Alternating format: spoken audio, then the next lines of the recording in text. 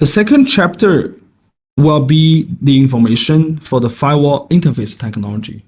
As you can see, in firewall, we have different types of the interfaces, like hardware interface, logical interface, and also the interface that used for the traffic mirroring. First of all, let's have a look the hardware-based port. By default, the device supports some fixed port, either the copper port or the fiber port. And for some middle end and high end, especially the data center firewall, we support to extend the interface number by adding the expansion module. As you can see, those are the IOC, the interface module that the customer can choose to add to any of the available slots, to expand the number of the interfaces, of the physical interfaces. Besides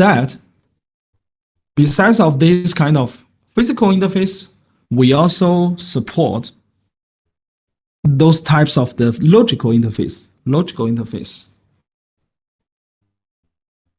which including the virtual switch interface, as I mentioned, used as upstream interface to communicate between layer 2 and layer 3, and sub interface can be used for VLAN.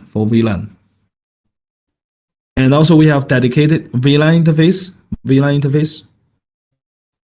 for both trunk and access VLAN, and tunnel interface used for VPN, aggregate interface, redundant interface, and PPPoE interface used for the die-up purpose, and also virtual forward interface that we used in HA, as we just mentioned before. And according to this zone binding, the interfaces can be classified into both layer 2 interface and layer 3 interfaces. Here's the way how to configure the interface. As I mentioned, in HA, all the interface configurations, including both of your interface IP and local interface, will not be synchronized because it's your local management. Okay, you used for your local management purpose, which will not be synchronized, but all other configurations will be synchronized.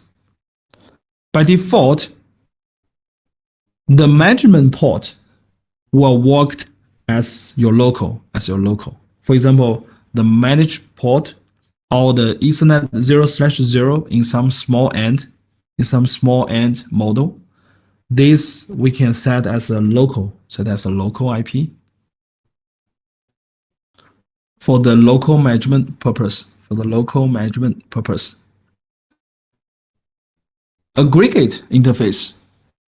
We support to collect more than 16 physical interfaces as a group to form as aggregate. Those interfaces that in the aggregate group will averagely share the traffic in load balance.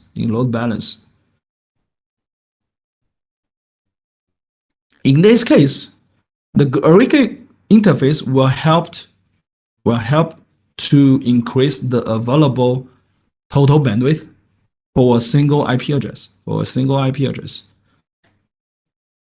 If one of the physical interfaces failed within the aggregation group, the other physical interface will also process the traffic normally, take over the traffic and process the traffic normally. The only effect is the total bandwidth will be dropped because one interface down. So customer may use these features to support the huge bandwidth that need to be handled through one IP address, and also this one can support the load balancing, and improve the reliability of the link, because even one physical interface down, the other group member can also handle the traffic.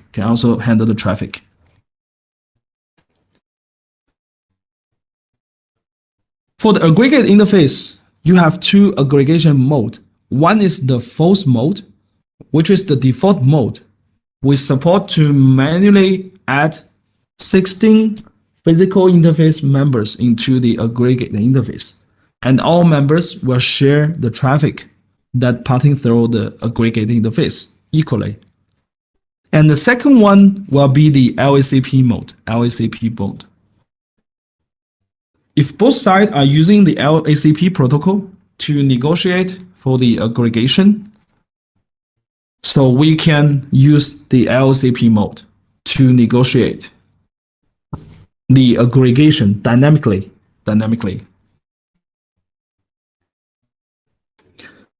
Here is the example how to config the aggregate interface. Firstly, you need to create a new aggregate interface by using the command interface aggregate following with the number of the aggregate. The default mode will be the forced mode.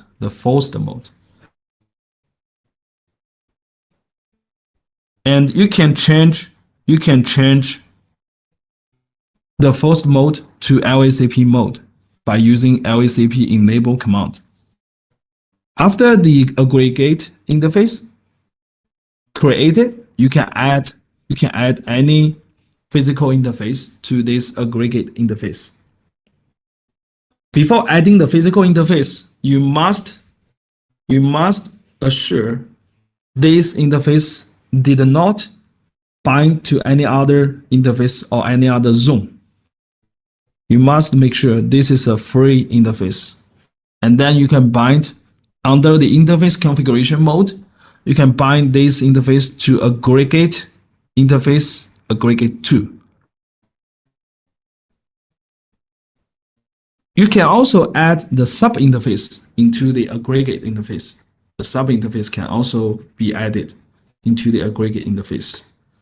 And LACP, which is the link aggregation control protocol, is designed to control the bundling of several physical interfaces together to form a single logical channel, which allows the device to negotiate an automatically binding of the links by sending the LACP packets to the peer, which is the one that directly connected with your local device, that also enabled with the LACP service. And LACP protocol uses the LACP data unit to interact with each other. After you enabling this LACP mode at the aggregate interface of our firewall, the member interface will send the LACP data unit packet to the peer to notify its own system priority, the MAC address, the port priority, port number, and also the operating key. And once the peer received this data unit, it will compare those information with its local to select a proper member interface. After that, both sides can decide which link will be used to transfer the data. Here is the member status for the LACP. The first one is the unselected. Unselected is the interface. If the interface is already added to the aggregate group, but not forward traffic. So normally caused due to some physical reason. For example, the interface is set as non-duplex, or the rate of both sides are inconsistent. or the physical connection failed, so the interface will be marked as unselected. The selected is the interface that already added in the aggregate group. If the peer is not ready, this interface will not start to forward the traffic. Standby, that means the interface is a backup. It's a backup interface, will not forward for any traffic. And finally, is the active. So active is the interface that already successfully aggregate and also start to forward the traffic. The system support two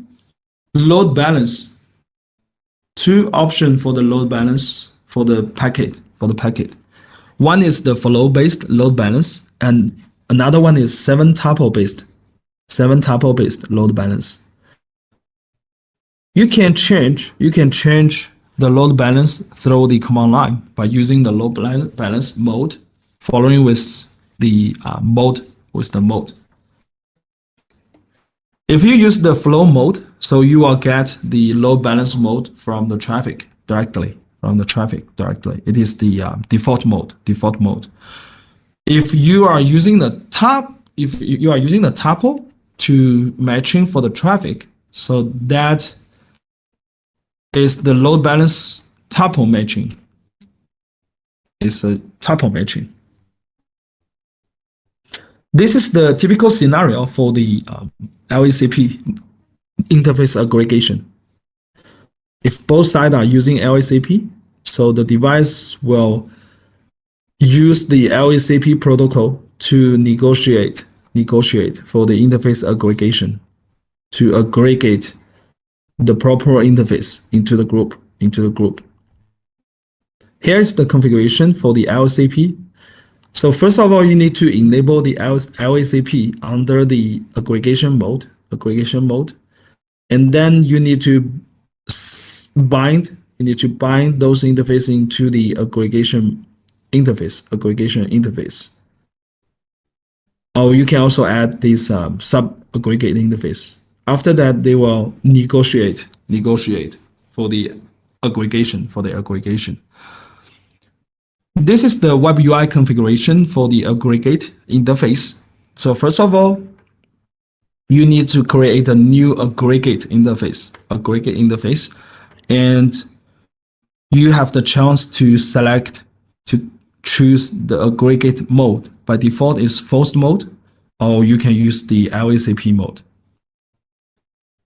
And you can also choose the load balance mode. As I mentioned, you can use flow-based mode or 7-tuple-based. If you select the tuple-based, you can add the matching conditions under the tuple. You can add the matching conditions for the tuple to match the traffic for load balance. Another interface, logical interface, is the redundant. So the redundant interface different with the aggregate. So as I mentioned, aggregate, you can aggregate maximum 16 physical interfaces. But for redundant interface, it only consists of 2 physical interfaces. So one will work as a master to process the traffic that pass through, and another one will be working backup.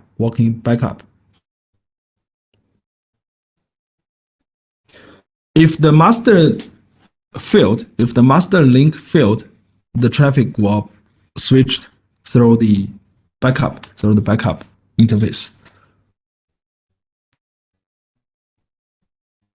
So how to create a redundant interface? So under the global configuration mode, you can use the interface redundant following with the number of the interface to create a redundant interface, and then you can go to the specific interface and add this physical interface to the redundant interface. We support both layer 2 and layer 3 mode for the redundant interface and also the sub interface. you can specify for the primary of the interface. By default, if no primary set, the first added interface into the redundant group will be promoted as the primary interface by default. If you want to decide for the dedicated interface as a primary, you can set the primary function. So under the redundant interface configuration mode, you use the primary following with the interface name. In this case, the interface that set as primary will work as a master interface. If no primary interface specified, so as I mentioned, the first added interface will in master until the failover, until the failure occurs. And if the master interface failed, the backup one will take over.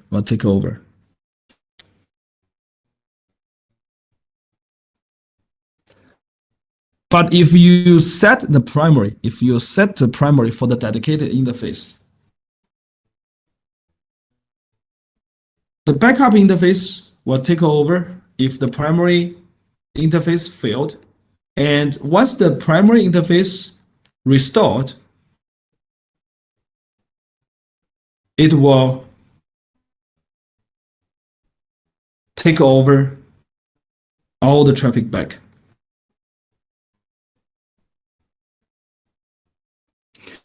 VLAN interface.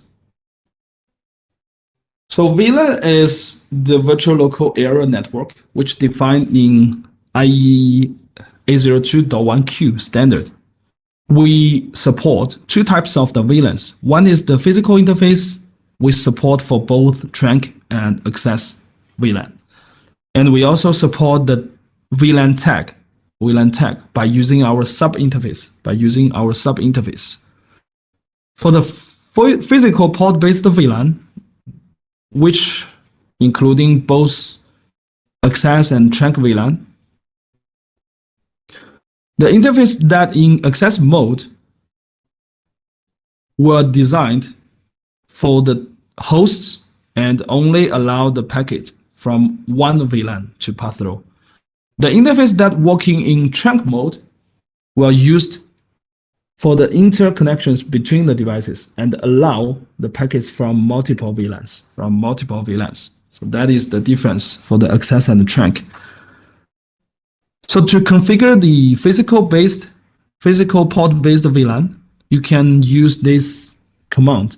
First of all, you need to create the VLAN under the global configuration mode, and then you can configure the switch mode for the interface that you bind, for the VLAN interface that you bind with the specific VLAN. You can change the switch mode to access or trunk.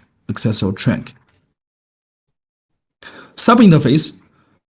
We use sub interface to support for the VLAN tag. In global configuration mode, you use this command to create the sub interface based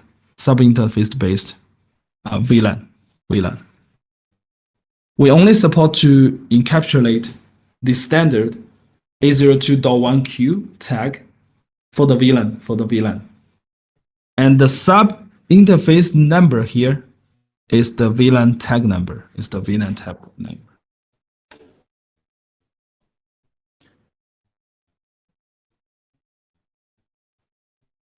If the interface that work in layer 3, so we can configure the layer 3 sub interface to achieve the connection between both VLANs. So first of all, you need to configure a sub interface at the firewall. One sub interface for VLAN 10, another sub interface for VLAN 20. And then you need to create the VLAN tag at the switch and divide the ports to the VLANs. And then the firewall is able to control the traffic from different VLANs. Here's some configuration in command line. Just give you some idea.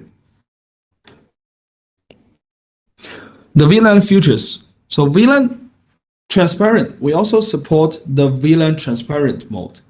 So under the transparent mode, if there are multiple VLANs that need to pass through the specific physical interface, you need to configure for the corresponding sub-interfaces and also the layer 2 forwarding zone to transmit all these VLAN packets. So in this case, you can do some fine-grained control with the policy. However, in some cases, the more VLAN you have, there will be more complex for the configuration change, or do some fine-grained control. To simplify this configuration or operation, the firewall provides a vSwitch based Vlan Transparent functions. By enabling these transparent functions, you do not need to configure for each of the sub-interfaces, and the system can just forward the Vlan tag packets transparently without any tag changed. By default, this function under virtual switch is disabled, so you can enable under the virtual switch configuration mode by using this command.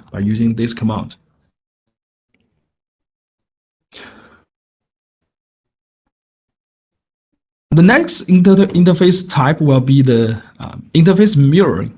The interface that we can use the Ethernet interface to mirror the traffic to another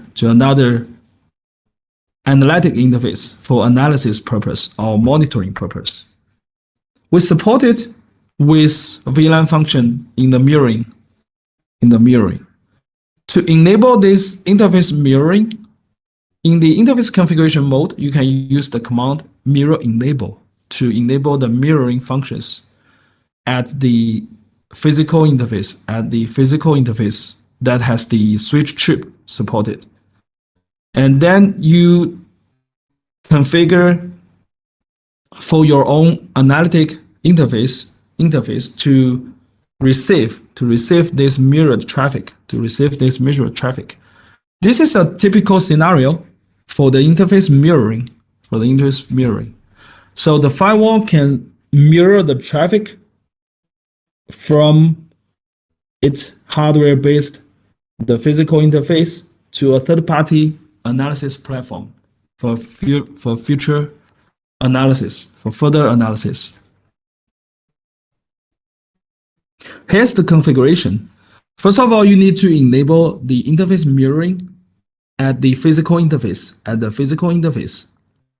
And then you can configure mirror the traffic to the dedicated interface.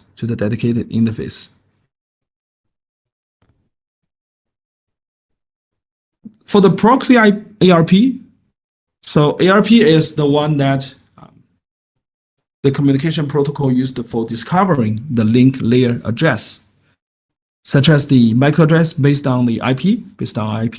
So the device received the ARP request with the destination IP from different network segment.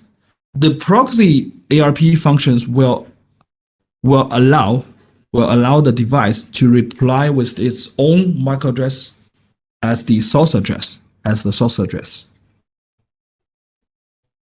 Here's the command how to use for some interface troubleshooting. You can use the show interface to check the interface IP, the zone, the MAC address, and also the up-down status. Or you can use the show interface following is the specific interface number to check the interface status, such as the speed the duplex mode and also the interface status.